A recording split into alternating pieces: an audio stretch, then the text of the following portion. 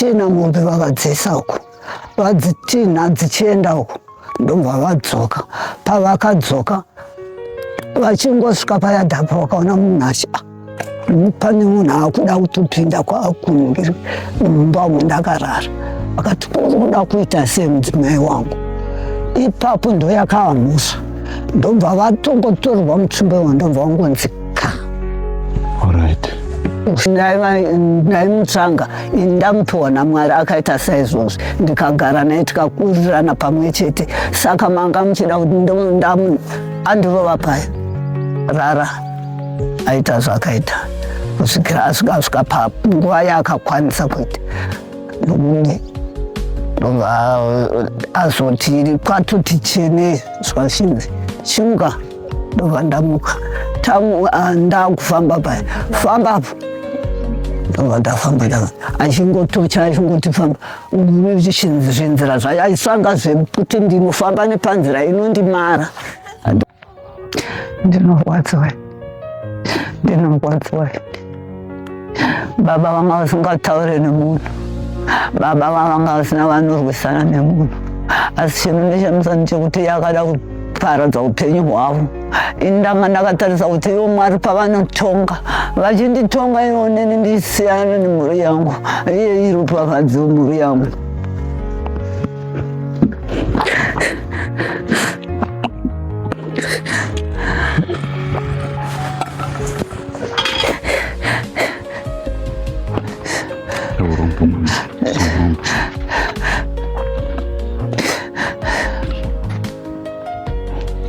Nyange Mwari akandipa vashoma, asi vashoma ivo kana mhuri yangu ichibereka vana vainobereka ndinenge nchiti takawanda takadaro.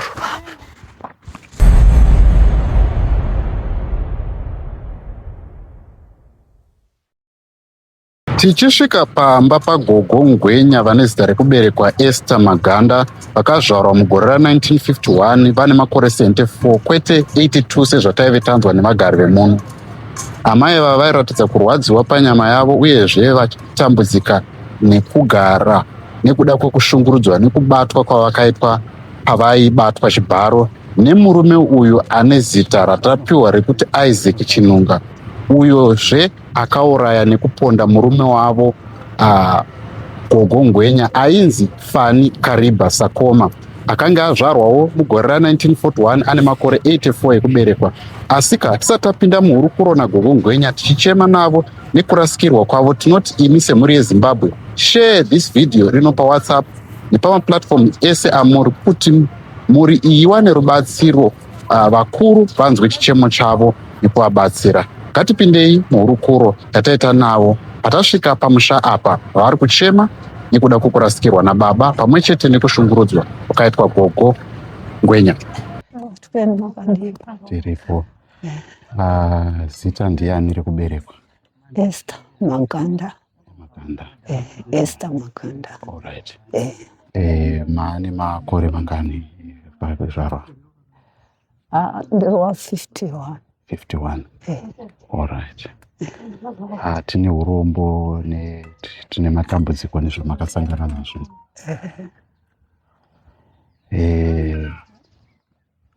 Mhuri yeZimbabwe ingade kuziva kuti dambudziko ramakasangana naro zvakafamba sei, mungatsanangurewo vanhu vakateerera kuti zvakafamba sei vangade kuziva.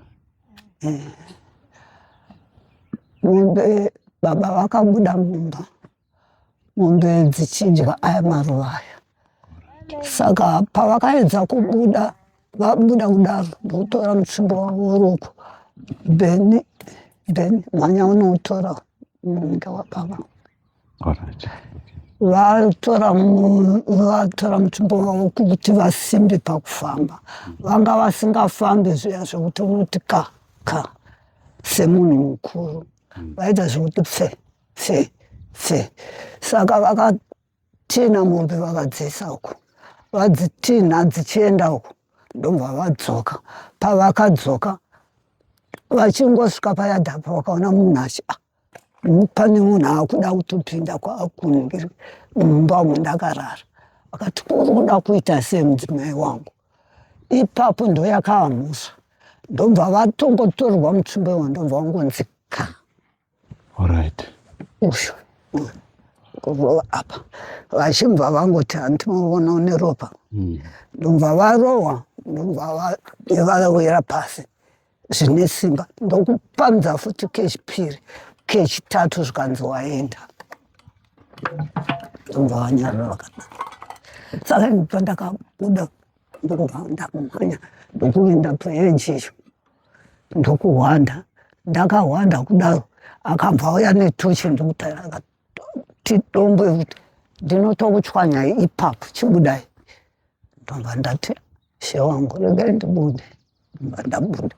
Pandakabuda kufamba kuenda ndichiti ndichipfuura apo iye achibva ade ahakwane newaya iri pakona apo ndokunetsana nayo waya payakangoti yamupa chanzi kuti asimudze gumbo akadai ndobva abvisa ndokusara chipitsi chewaya yakadai so ndobva atora maoko angu aya ndobva asunga uko asunga kudaro zvikasinzi hendi ndikati toenda kupi zvikanzi hendi atondirova pa ndapfunzika ndamuka ndafamba chienda nerodhi tiri kufamba tadzika zasi pane chimaini kapo pachimaini apo ndobva ati ngatiende takadai akuenda neni kwamaisandamu uko tafamba tichienda saka makacherwa murodhi nevaikurokosa ndobva ati fambai ndobva ndagumburwa ndobva ndapfunzika ndobva ndirova ndobva ndamuka ndobva tafamba futi tafamba takumberi uku takuda kusvika paimba pamaisandamu payadhi pavo ndobva ati pindai nepa pane makwenzi ane zvinhu zvinobaya ndobva ndapinda nepakati pacho ipapo achiti fambai achirova fambai kusvika tasvika pashedi pane shedi yakavakwa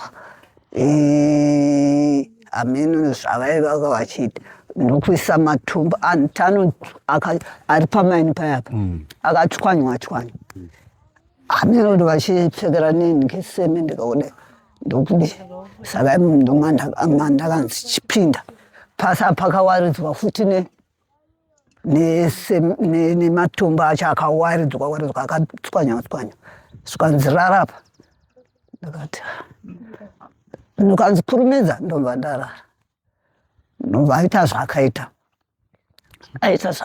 kusvika panguva yaakakwanisa kuita ndobva ndamuka zvikanzi sei muchinhingirika muchigara nechembere machembera mese mungadai waregera kugara manhingirika marega kuchigara nababa vakurisa muchitsvanga majaya madiki vana vechidiki ndikati ndaimutsvanga ndamupiwa naMwari akaita saizvozvi ndikagara naye tikakurirana pamwe chete saka manga muchida kuti andirova paya rara aita zvakaita kusvikira asvika panguva yaakakwanisa kuita nokudi ndobva azoti kwatoti chene zvikashinzi chimuka ndobva ndamuka ndakufamba paya fambapo ndobva ndafamba achingotocha achingoti famba zvinzira zvacho aisvanga zvekuti ndinofamba nepanzira inondimara handimazvo pane chigutsa zvinenge zviri muti pane muti wakanga wakakura ndokuti royal kusaite uko ndokupangidza futi pane pamwe pakanga paine muti une bundo rakamera kudai wakareba kudai ndokundisaidzira futi ipapo achitsvanga pakade panokuvadza tasvika pamatombo orova ndopfunzikazve kwese kusvika zvese zvaingorwadza zvese muchiona kuti ufamba wangu ndoita sekunge ndinokwevewa so kurwadziwa izvi nokuti matombo uchibayiwa uchimuka uchifamba kusvika ndasvika kuno. Tasvika pakona apo pewaya ndopakati handi tasvika panzira yamunoenda kumba kwenu chiendai iyasara zvinaka musacheuke kuno muda kundiziva ndobva ndati ndikuzive tenzi ndobva ndakufamba zvangu. Tozonzwa kuti uyu munhu akagara kuno kwenguva ari muno sekera anga achiziva kuti pese paari kufamba apa pane chemberi apa pane chemberi apa pane chemberi apa pane chemberi saka aitsvanga chembere dzega dzega pane vechidiki aitsvanga kuona kuti mune zvinhu zvakadii zvingandiraramisa utora mazvona zvakaita sevakomana vanenge vaine dzine mari akatora pane chiheti chaakachirapo chandakarasa ndo chaakasiya pano ndobva ndachirasirapo mazvona ndomafambiro aakaita kusvikira pandiri zvino saka zvese zvaibayiwa nematombo zvese vichipunzira paanoona kuti apa ndopakaipa ndopanopunzira sairira murova saka zvese zvorwadza izvozvo. Tine urombo chaizvo. Kuti tasvika paakazobatwa tichienda pakadomo vakasvika vakandiburutsa tichiburuka iye achinzi chibuda oti mupurisa uko svetu ndobva akasungwa kuda kusvetuka ipapa anosvetuka kunzwa kuti ndatova hamena hadzo vakatoti torai gongwa mumaise mumba vairega kutarisana naye ndakaenda ndokunogara ikoko vachinditaudza zvavo zvokuti nyara dzavo musumudza iye vakanzi endei naye wodzokera kukuni kuya kwataisasekuru kuya vanhu vari kuona nezvokuita izvi atarisa ndobva vadzoka tikanorara takugefu naye yameni kwavakanomisa ndokudzoka futi naye ndokuuya futi tichisvika ipapo pachipatara chibva ndanzi kuti nditarisane naye ndaingonzwa chete kuti ishumbo yangu ndobva ndakuenda vakati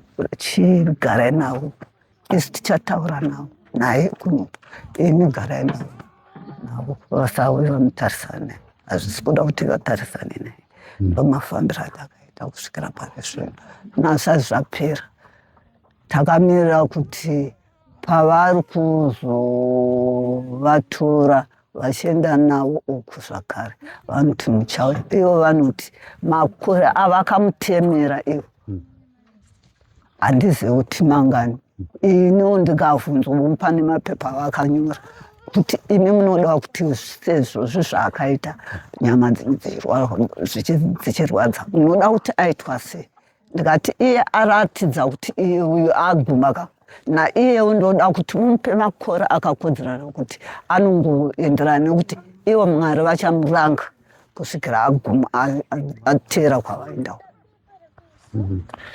Mangazivisawo mhuri yeZimbabwe kuti manga maane makore mangani nasekuru pakunditora kwavakaita?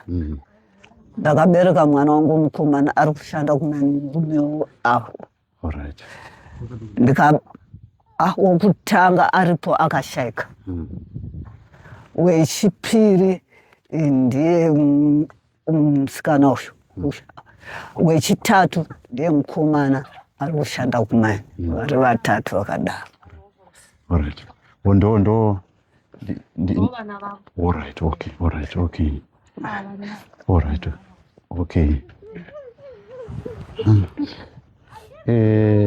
Iye muchimunzwa achitaura paaiita zvaaita izvi aiti mhosva yaari kukupai ndei? Hapana, zvamuri pazera ramuri machembera enyu asi torai vana vechidiki kwete kuti mugare nemunhu akaita chembero semu anobatsirei? ndikati kukubatsira kwacho ndiko kwekutanga.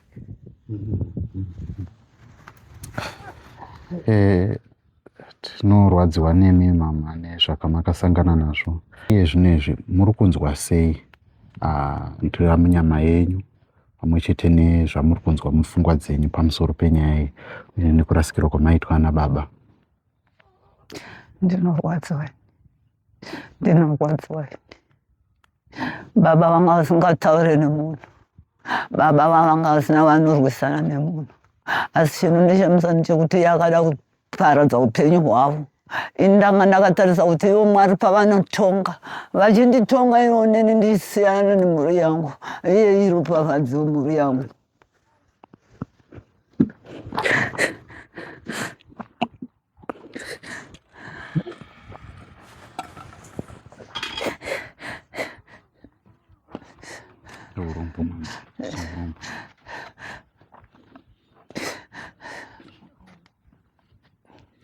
Nyange Mwari akandipa vashoma, asi vashoma ivo kana mhuri yangu ichibereka vana vainobereka ndinenge nchiti takawanda takadaro.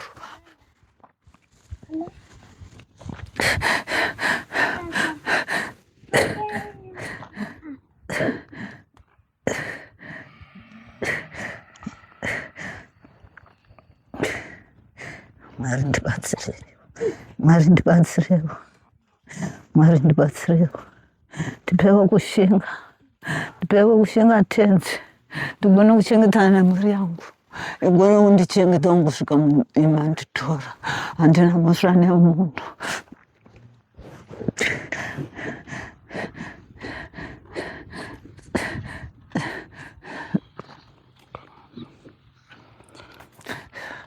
Neurombo chaizvo nezvezvo hazvifani kunge zvichiitika vanhu vakura senyu.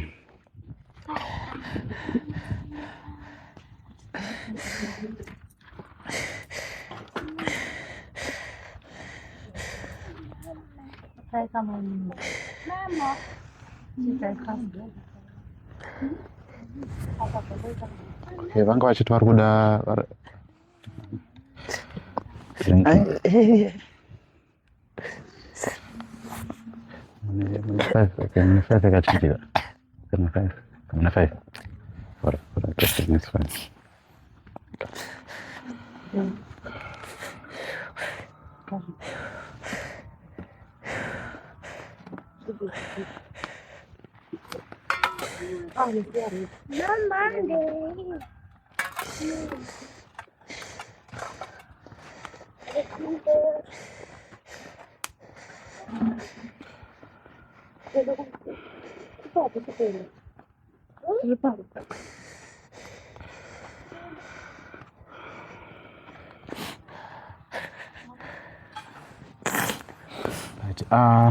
ndichazokumbira nhamba dzenyu baba, kune vanenge vachida kuzovabatsira. Makawana munhu akazombotaura nemi here mushure mekunge zvinhu zvaitika izvi? Vanga vachitaura nemi vatikati vana chipangamazano, makazovana vakakubatsirai?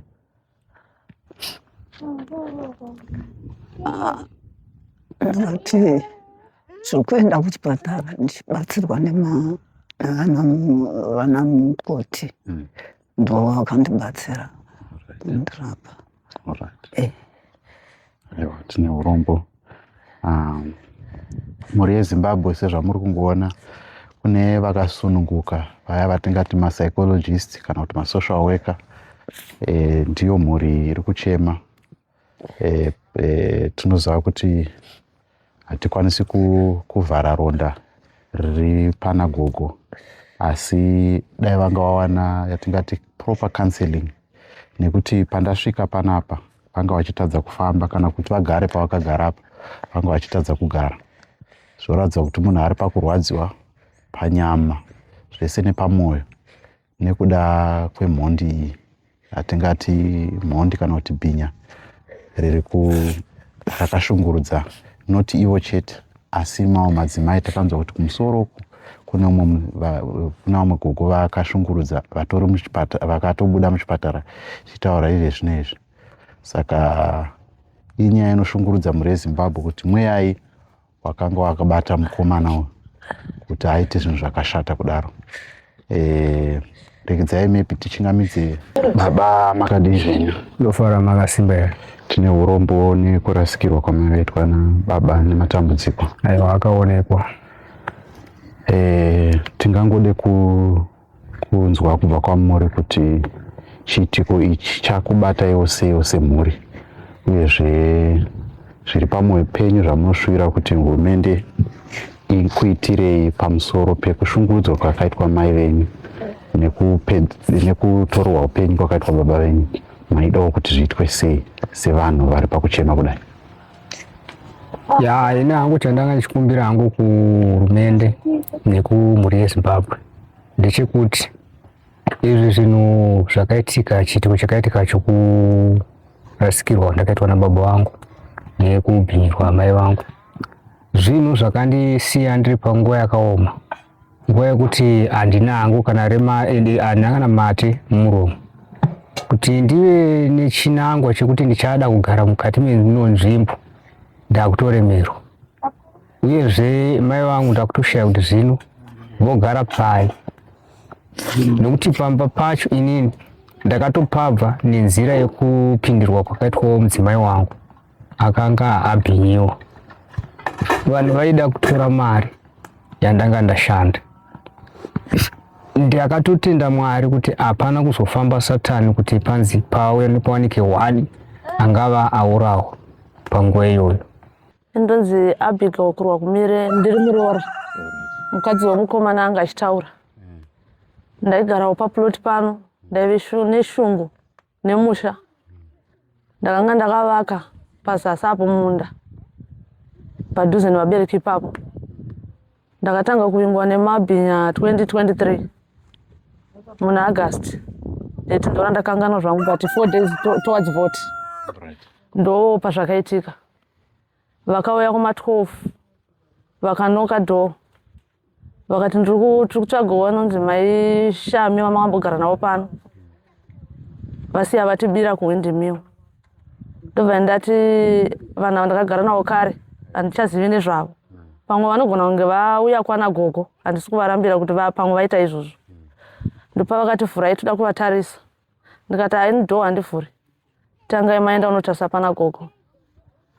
Vakabva vapika dhoo, vakanga vakatongopfeka zvatinoona izvo zviya mumaTV, vakavhara zviso zvavo, musoro vakapfeka zviyeti nezvimadust coat. Vakika dhoo rakadambuka, vakawira mukati. Vawira mukati, mumwe nemumwe akabudisa weponi yake, mumwe anga ine pfuti, mumwe anga ine banga, mumwe anga ine kademo. Ndobva vati nyarara kuti zii, vatapasi. Ndobva ndaitarisa izvozvo, vana vakangomukawo nevibration yedhoo vakaungana. Hapana akachema. Vakati mari iri pai. Ndikati muna hamuna kana 50 cents. Asi kuti chandokudzai ndechekuti torai zvinhu zvinotengeseka. Ndakutovaudza zvinhu zvinotengeseka zvaivemo, ndikati torai chamune maona chamada. Kana dai maigona kutouya nemota chaiyo masimudza mubhedha nezvese zviri munhu matakura pano kuti mundishungurudze. Vakatora danda vakandipura ndakavata ipapo. Vapedza izvozvo vakati hatisi kuzoenda zvakadaro. Vakatora banga vakaisa pahuro pangu, vakanditsika maoko ndakavata, vakasimudza musoro wangu.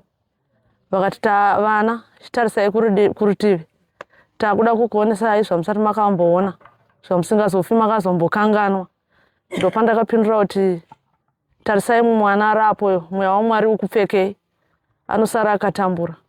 Ndopa vakandisiya panguva iyoyo, vakatanga kunzwa tsitsi, vakatanga kutambidzana zvinhu ndiri pandanga ndakarara ipapo. Vakatambidzana mablankets 4, vakatora phone nelaptop, vakabuda vakaenda. Ndakasara ndakangogara ipapo, chero vana hapana akasumuka paanga ari. Vakadzoka zvekare papera 30 minutes. Vakati takupa discipline. Tichida kuona kuti une imwe movement here yauri kuita. Uda kunonga dombo here, kana kubuda nedemo here, kana kuchema kana kuzhamba. Kana tada kuti vatasiya takuzorodza. Handina kuvapindura. Vakati phone ine password here. Ndikati haina. Vakatakura zvinhu zvavo vakaenda. Vaenda Ndakaramba ndakagara ipapo, ndikazosumukawo ndikauya pano ndikaudzana gogo ndozvaitika. Takaenda vakanoonawo zvazvakaita zvinhu zvazvakati bvubhozi, mumwe aitobvungunyura 1 ndiaindishungurudza, mumwe achibvungunyura mumwe akanga akabata chidhoo ichocho kuti ndisakwanise kubuda. Zvadaro tanoona takamuka makuseni, ndikatevera ndichifunga kuti pimwe nguva zvavasiya vataura kuti akuda murume wako vanogona kunge vamuhwandira pachimainapu vakamuparadza. Takanosvika pabani randaitarisira izvozvo tikaona tsoka dzakatomira dzakatsika-tsika kuratidza kuti vakanga vakatomumirira. Zuva racho Mwari vakashandawo, akapiwa basa kusvikira zuva rabuda, asi ari munhu aisitombouya kumba kuma12 kuma3 ikoko. Akapiwa basa, tikakwidza tikasangana nemurume wangu achiuya, akati ngatichiendai kupolisi. Taenda kupolisi, mapurisa akati munhu mamuziva here? Ndikati wani ndamuziva asi vamwe handakuvaziva. Vakati saka moda here kuti tikuyananisei? Vachibvunza murume wangu akati aiwa hatisi kuda kuyanana, asi chatiri kuda isusu tiri kuda kuti ndisuduruke panzvimbo iyoyo. Kana ndasuduruka ndobva zvangu ndoenda pekuti munhu haachanditevere. Mapurisa akati chokwadi, chiita kuti iwowo ndiri kupa advice yekuti uchengete vabereki vako vari panzvimbo iyoyo, asi iwewo usuduruka nemhuri yako, usazoite kuti pave nedzimwe hama dzinoziva paunenge uri nekuti mukadzi wako anogona kufa. Mapurisa aidaro, ndobva tangozotakura zvinhu tikapiwa imba mukomboni, ndokwatiri kugara. Alright. Aiwa, tine urombo nezvamakasangana nazvo. Saka imimi semunhu agara muno, muri kunzwa sei, mwoyo wenyu uri kunzwa sei nawo mashaikirwa naTezvara pane nyaya yakadai so? Muri kunzwa sei zviri padundundu penyu panyaya iyi semunhu agara muno? Magara makore mangani? Ini kunyatsorarama ndiri mukati menzvimbo yeBanaland yazvaitika izvi, ndakauya 2018 ndikazobva 2023. Okay. Imi muri kunzwa sei semubvunzo wandambobvunza? Ini ndiri kubatikana nazvo, ndiri kurwadziwa. Ndabva ndadzoserwa ronda sera ndakambobva futi naro. Ndabva ndatoona kuti nzvimbo iyi haigarike. Even mandiri kurarama ndiri muVenice macho ndiri kutoona kuti Kadoma yato nzvimbo yekuti handisisina mufaro nayo. Nokuti ini makandiita izvo havana kubatwa. Ndo zvakaitika. Alright. Vanhu uyu nyakuzo uraya baba, tiri kunzwa kunzi akambenge akambosungwa makore apfuura.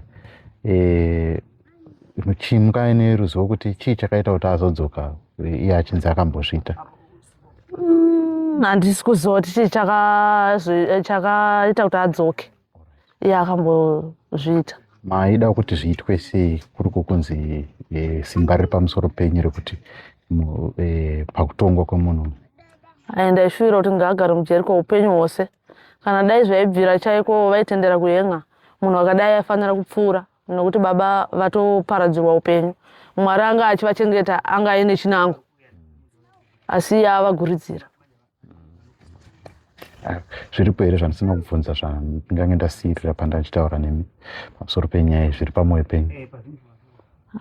Chiri pamwoyo pangu ndichongoti ndingoshuvira kuti dai Mwari vapindira ndasuduruka mukati menzvimbo yeKadoma zvachose. Aiwa, tinotenda.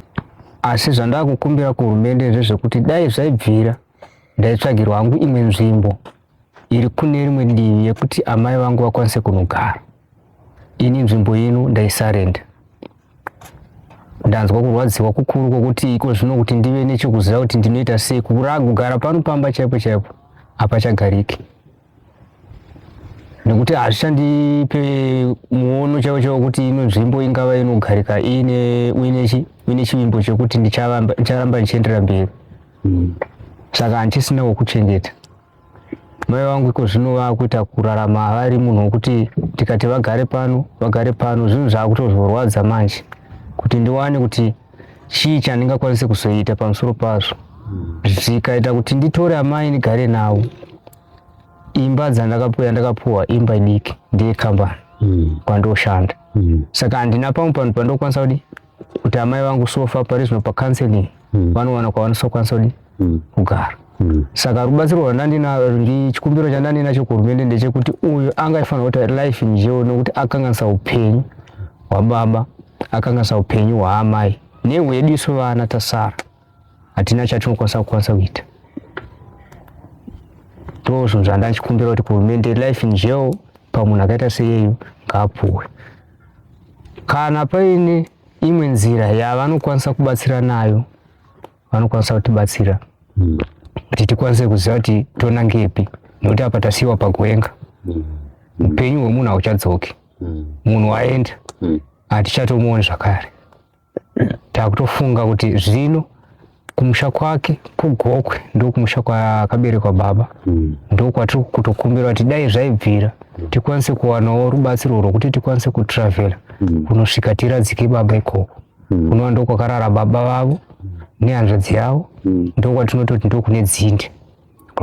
Pari zvino hatina mari, pabasa patoshanda mari shoma shoma haikwanisi kuti indibatsire kuti ndihodhe vanhu vese vachausha, ndikwanise kutravela ndichienda zvekare kundosiya baba kwavagere, kunyange box chii zvese zvinhu zvakutondisiya ndiri panguva yakaoma. Aiwa, zvine urombo baba. Zita zviya ndiani? Ndinoitwa Innocent Sakoma. Tine urombo baba nedambudziko iri. Shona inoti mbudzi kuzvarira pavanhu, hanzi nditandirwe mbwa. Tinovimba mhuri yeZimbabwe kuti muri kuona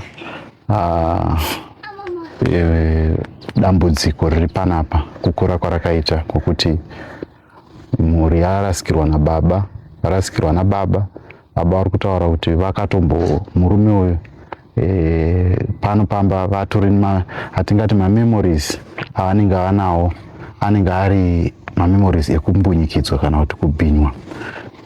Zvinhu zvinoshungurudza mukurarama nemupfungwa. Saka tinokumbirawo mhuri yeZimbabwe kuti ngatitei chirwirangwe tibatsirane nemhuri. Chikumbiro chavo machinzwa. Namba dzekuti vanokwanisa kukubatai, tikumbiro mudzitaure.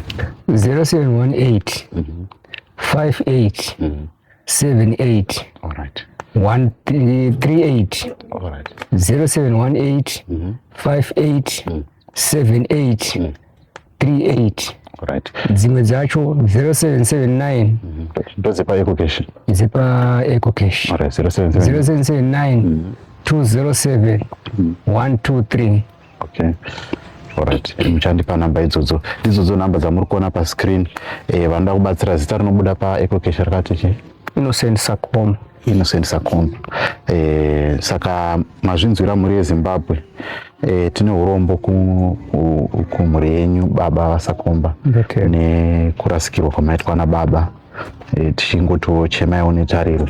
Tinoziva zvinhu zvamunenge musina kutarisira kana kuronga, asi muvengi anenge angouyawo makavarairwa osvika otora upenyu, okonzera kuti misodzi ituruke pamatama enyu.